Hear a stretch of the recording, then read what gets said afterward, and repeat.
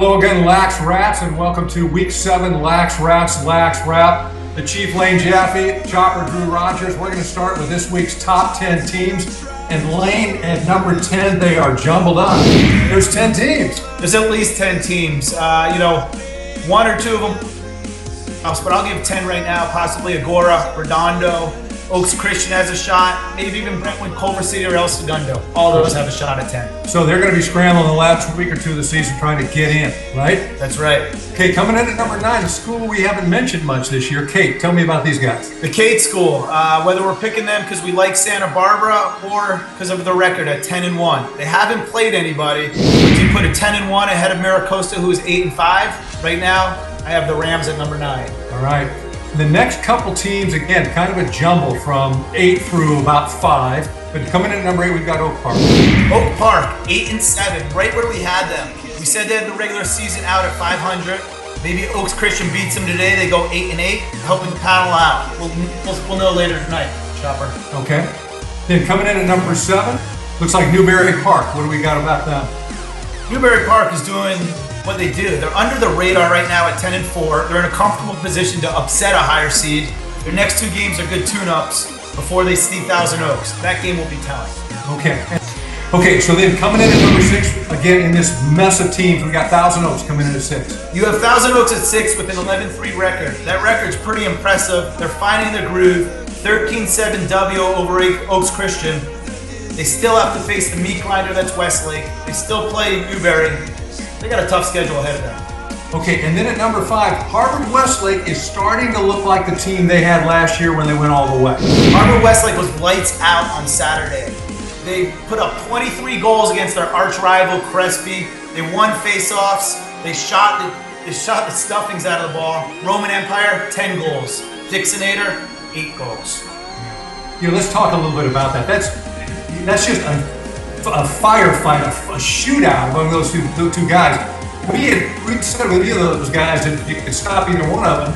You're only going to give up 6 or 7 other goals, but nobody can stop those 2 guys. Those 2, like you said, that's the key is stopping the other guys. Those guys are going to get their 3 or 4. They're, the top 2 players or top 2 of the top players in the league. So they're doing some good stuff over there.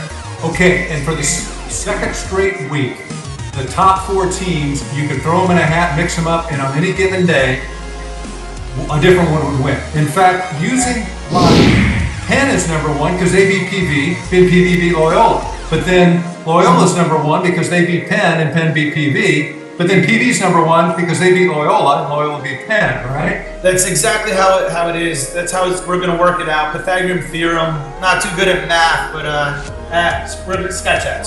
Penn at 4.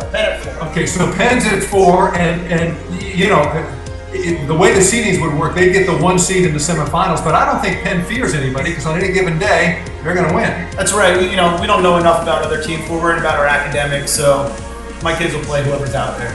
Coming in at number 3 is Loyola, and the reason for that is we're taping this on Monday night. A couple hours ago, Loyola visited Palos Verdes on the Sea Kings Field, and Palos Verdes came away with the 10-7 victory, right? I think it was 12-9. 12-9 goal victory. And so, for at least a week, PV's got bragging rights, which is going to put Loyola at 3, right? That's correct. That's going to put PV at 2. Then coming in at number 1 with the good unis, home and away, and money at this point, it is the unis, undefeated Westlake. Yeah, right now, we're going to defer to them as the number 1 seed.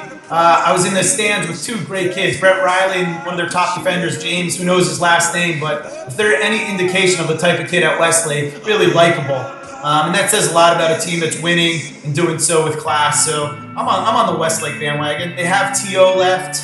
They have Oaks Christian left. They'll be challenged, but right now, it looks like they have a shot at going undefeated. If they go undefeated, if they run the table, are they the number 1 seed in LA? We're gonna have to see how the other seedings. You got to go in there and actually lobby. I'm telling you right now, I think our producer Mark Cadet feels like they will be the 1 seed going to the back. You guys can push and shove and see how that works out. That's right. For LaxWrap's purpose, right now, Westlake 1 seed. There you go. That's our top 10 teams. We'll be right back with the top 10 plays of the week. All right, LaxWrats, we are back with this week's top 10 plays. Coming in at number 10, Chief, this is a sweet little. This guy looks familiar, doesn't he? Looks like a Lyle Thompson to me. The back heel. That's I like it. a box across move, baby. And of course, the 7. Coming in at number 9. Look at the spin move by the long pole. 360.